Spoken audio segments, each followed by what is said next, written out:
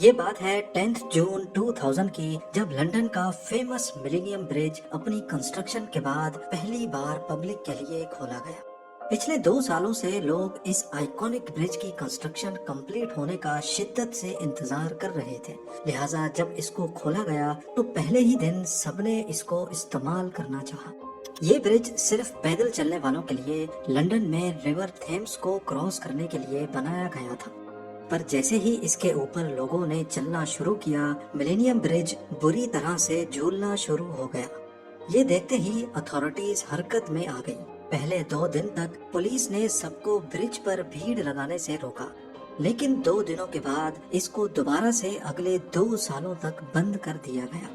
اس incident کے بعد London کا یہ فیمس برج دنیا کی نظروں میں آ چکا تھا۔ اس کو بنانے والے سارے انجینئرز سر جوڑ کر بیٹھ گئے کہ آخر اتنا مضبوط برج صرف لوگوں کے چلنے سے کیسے ہل سکتا ہے۔ اس کا ریزن کچھ ایسا تھا جو انجینئرز پہلے پریڈکٹ نہیں کر پائے تھے۔ یہ ایک ایسا مسئلہ تھا جس نے قدرت کے قانون کے خلاف جانے اور فزکس کی سب سے بڑی مسٹری کو جھنجھوڑنے کی ہمت کی۔ ناظرین، آج سے قریب 192 ایئرز پہلے 1831 میں برٹش آرمی کے کچھ سولجرز پریڈ کر کے ناردرن انگلینڈ میں واقع بروٹن سسپینشن برج کے اوپر سے گزر رہے تھے۔ سولجرز کے فٹ اسٹیپس کی سنکرونائزیشن کی وجہ سے بروٹن سسپینشن برج کولیپس ہو گیا، جس میں 60 سولجرز ریور میں جا گرے اور کافیوں کو گہری چوٹیں بھی لگیں۔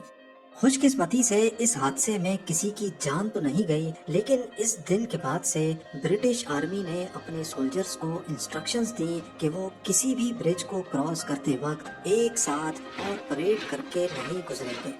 یہ نہ صرف برٹش آرمی بلکہ اگلے کئی سالوں تک دنیا بھر میں ملٹریز کی پریکٹس رہی، بلکہ کہیں کہیں تو آج تک اس کو فالو کیا جاتا ہے۔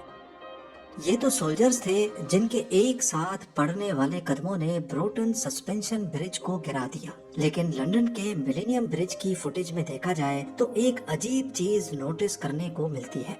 یہاں پر چلنے والے لوگ تو کوئی سولجرز نہیں ہیں، پر ان کے فٹ اسٹیپس، ان کے قدم آپس میں اتنے زیادہ سنکرونائزڈ کیوں ہیں؟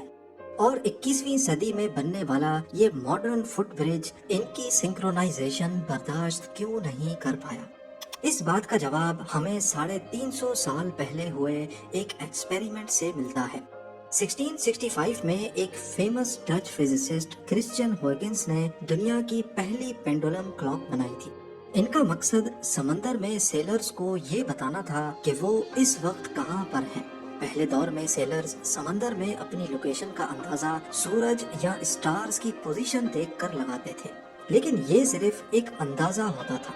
اس سے لیٹیٹیوڈ یعنی نارتھ ساؤتھ پوزیشن تو پتا چل جاتی تھی، لیکن اگر ان کو ایکوریٹ ٹائم پتا ہوگا تو اس سے ان کو لانگیٹیوڈ یعنی اپنی ایسٹ ویسٹ لوکیشن کا بھی پتا چل سکے گا۔ اس دور میں جو گھڑیاں ہوتی تھیں وہ ایک دن میں 15 منٹ تک یا تو آگے یا پیچھے ہو جاتی تھی، یعنی وہ اس کام کے لیے بیکار تھی۔ ہویگنس کی بنائی ہوئی پینڈولم کلاک دن میں صرف 15 سیکنڈ تک آؤٹ ہوتی تھی۔ ہویگنس کا پلان تھا کہ وہ ایک شپ میں 2 پینڈولم کلاکس کو ہیوی ویٹ کے ساتھ لٹکائیں گے تاکہ سمندری لہروں کی وجہ سے پینڈولم کلاک کا موشن بھی ڈسٹرب نہ ہو، اور اگر ایک خراب ہو جائے تو بیک اپ کلاک بھی موجود ہو۔ ان پینڈولم کلاکس کو چیک کرنے کے لیے ہویگنس نے پہلے دونوں کو اپنے گھر پہ ہی ایک لکڑی سے لٹکایا۔ دونوں کلاکس کو ایک ایک کر کے اسٹارٹ کیا، لیکن کچھ ہی دیر بعد انہوں نے نوٹس کیا کہ دونوں کلاکس آپس میں سنکرونائز ہو گئی ہیں۔ لیفٹ والی کلاک کا پینڈولم لیفٹ کی طرف سوئنگ کرتا تو اسی وقت رائٹ والی کلاک کا پینڈولم رائٹ کی طرف۔ ہویگنس کو کلاکس کا یہ عجیب بیہیویئر کچھ سمجھ نہیں آیا۔ انہوں نے دوبارہ سے دونوں کلاکس کی موومنٹ کو ہلایا، لیکن 30 منٹ کے بعد وہ دونوں دوبارہ سے ایک دوسرے کے ساتھ سنکرونائز ہو گئیں۔ ہویگنس کا خیال تھا کہ شاید ان دونوں کے بیچ میں ایئر پریشر کا کوئی کنیکشن ہے، لہذا انہوں نے دونوں کلاکس کے بیچ میں ایک کارڈ بورڈ رکھ دیا، لیکن 2 منٹ کے بعد وہ کلاکس ایک دوسرے کے ساتھ دوبارہ سنکرونائز ہو گئیں۔ پھر آخر کار انہوں نے دونوں کلاکس کو ایک دوسرے سے الگ کر دیا، ایک کو ایک کرسی سے لٹکایا تو دوسری کو دوسری کرسی سے۔ تب جا کر انہوں نے نوٹس کیا کہ کلاکس کا یہ انویزیبل کنیکشن اب ٹوٹ چکا ہے۔ पर जब ये दोनों एक ही लकड़ी से लटकी हुई थी तब उनका आपस में क्या कनेक्शन था। इस वीडियो में 32 मेट्रोनोम्स को एक टेबल पे रखकर अलग अलग टाइम पे स्टार्ट किया जा रहा है, यानी इनकी स्टार्टिंग सिंक्रोनाइज्ड नहीं है, लेकिन सिर्फ 2 ही मिनटों के बाद आप देख सकते हैं कि ये 32 की 32 मेट्रोनोम्स हैरत अंगेज तौर पे खुद ब खुद आपस में सिंक्रोनाइज हो गई हैं, जबकि बज़ाहिर इनका इस टेबल के अलावा आपस में कोई कनेक्शन नहीं है। सिंक्रोनाइजेशन का ये सीक्रेट कनेक्शन सिर्फ नॉन लिविंग थिंग्स पर ही अप्लाई नहीं होता। फायरफ्लाइज, जिनको हम जुगनू भी कहते हैं, ये भी आपस में बहुत अच्छे दोस्त होते हैं। रिसर्च में ये नोटिस किया गया है कि जुगनू जब एक साथ होते हैं तो वो सारे आपस में सिंक्रोनाइज होकर एक साथ चमकते हैं, पर इसके लिए जरूरी है कि एक जुगनू दूसरे से इतना करीब हो कि उसका फ्लैश दूसरे तक पहुंच सके। अगर ये आपस में दूर दूर होंगे तो इनके फ्लैश करने की सिंक्रोनाइजेशन आपस में टूट जाएगी। एक एरिया में जितने ज्यादा जुगनू होंगे उतना ज्यादा चांस होगा कि वो सारे आपस में सिंक्रोनाइज करके फ्लैश करेंगे। बिल्कुल इसी तरह हम इंसान भी कई मामलात में एक दूसरे के साथ सिंक्रोनाइजेशन बनाते हैं। इस वीडियो में ऑडियंस एक परफॉर्मेंस के लिए तालियां बजा रही है। शुरू में हर कोई अपनी फ्रीक्वेंसी के साथ तालियां बजा रहा था, लेकिन इसके बाद जो हुआ वो आप खुद देख सकते हैं।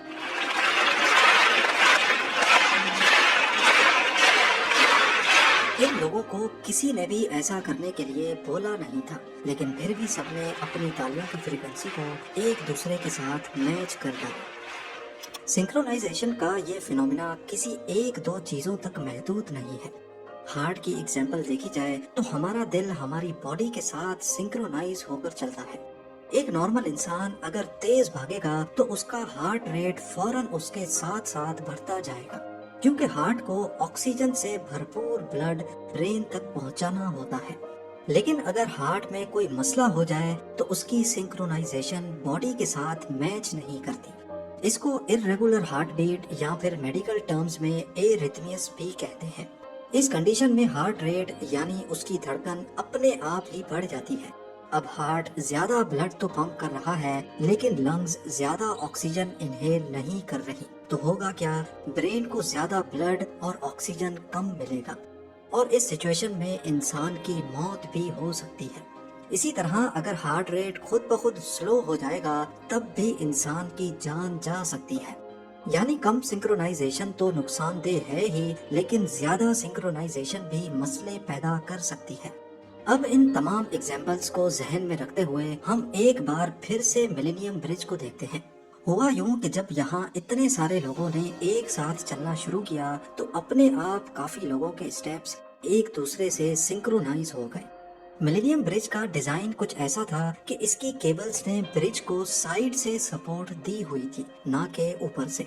सिविल इंजीनियरिंग और खास तौर पे स्ट्रक्चरल इंजीनियरिंग का ये असूल होता है कि फुट ब्रिज की डिजाइनिंग के दौरान उसकी रेजोनेंस फ्रीक्वेंसी को इंसानों के कदमों की फ्रीक्वेंसी के बराबर नहीं रखा जाता। जब एक झूले पर बैठ के हम अपनी टांगों को झूले की फ्रीक्वेंसी के साथ साथ आगे या पीछे करते हैं तो झूला अपने आप तेज हो जाता है। इसी तरह जब मिलेनियम ब्रिज पे लोग एक साथ चलना शुरू हुए तो उनकी फ्रीक्वेंसी ब्रिज की फ्रीक्वेंसी से मैच कर गई और ब्रिज पहले थोड़ा सा झूलना शुरू हुआ। क्योंकि ब्रिज की केबल्स साइड पे लगी हुई थी, इसी वजह से ब्रिज की मूवमेंट साइडवेज थी। इस साइडवेज मूवमेंट की वजह से अब लोगों ने भी खुद को बैलेंस करने के लिए साइडवेज चलना शुरू कर दिया और फिर रेजोनेंस की वजह से ब्रिज की मूवमेंट किसी झूले की तरह तेज से तेज होती गई। जब ये मसला अच्छी तरह से डायग्नोज हो गया तो फिर इंजीनियर्स ने मिलेनियम ब्रिज पर टोटल 89 शॉक एब्जॉर्बर्स इंस्टॉल किए। एनर्जी को बिखेरने के लिए 37 और वर्टिकल मूवमेंट को कंट्रोल करने के लिए 52 शॉक एब्जॉर्बर्स इंस्टॉल किए गए। अपना काम कंप्लीट करने के बाद फरवरी 2002 में मिलेनियम ब्रिज को एक बार फिर से टेस्ट किया गया। कंपनी ने 2000 से ज्यादा लोग अरेंज किए और उनको ब्रिज पर चलाया। ये टेस्ट दुनिया का सबसे बड़ा ब्रिज टेस्ट माना जाता है। टेस्ट के बाद जैसा प्रेडिक्ट किया गया था, ब्रिज की मूवमेंट में खातिर खा कमी देखी गई। आज भी सिंक्रोनाइजेशन को प्रेडिक्ट करना दो या दो से ज्यादा बॉडीज का आपस में इनविजिबल कनेक्शन ढूंढना बहुत ज्यादा मुश्किल काम है। ये एक नेचुरल फिनोमेना है जो परिंदों में भी देखा जाता है जब वो एक साथ उड़ते हैं। मधुमक्खियाँ जब एक साथ होती हैं तो न सिर्फ उनकी आवाज एक साथ निकलती है, बल्कि छत्ते पर बैठे हुए अगर उनको खतरा महसूस होता है तो ये एक साथ अपने पर मारती हैं, जैसा कि इस वीडियो में देखा जा सकता है।